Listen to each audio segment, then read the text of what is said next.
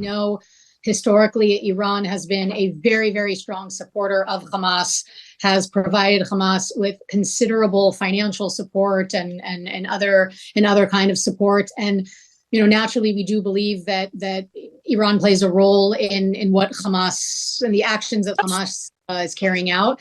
But I can't provide from the military perspective. I can't provide any additional information beyond that. What we witnessed 2 days ago is the worst massacre of Israeli civilians in Israel's history, and the magnitude of this loss and the sense of tragedy and mourning that the entire country is feeling right now is overwhelming for everyone.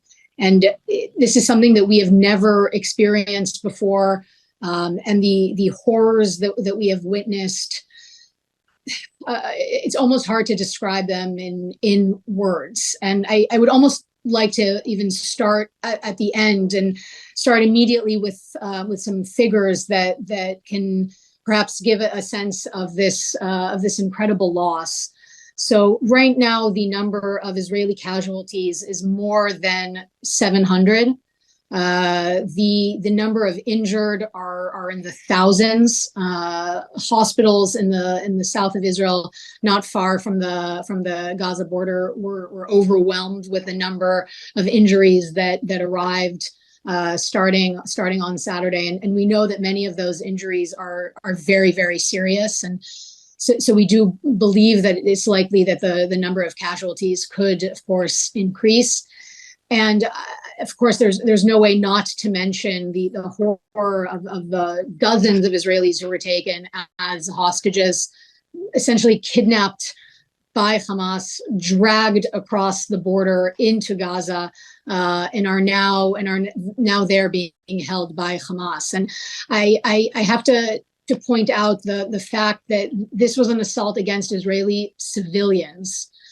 We have seen, and of course we've heard the testimony and stories of people whose parents, whose grandparents, children, innocent civilians who were dragged across the border and are now being held as hostages by Hamas. So the numbers are horrifying and devastating.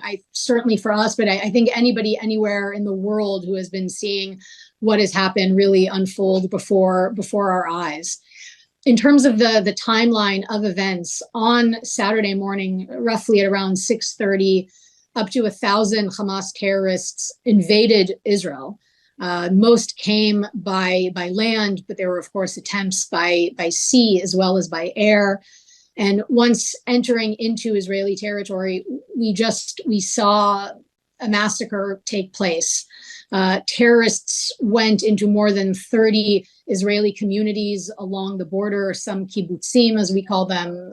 These are residential communities.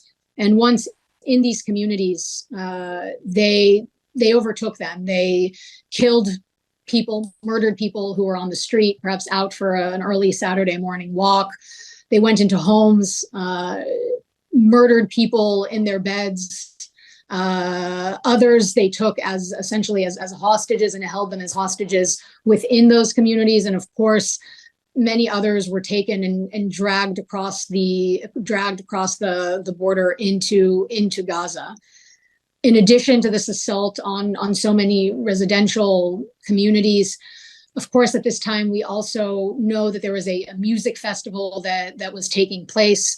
Hundreds of young people enjoying music with their friends who had been out at this festival that was going on through the night and into the early mornings of Saturday.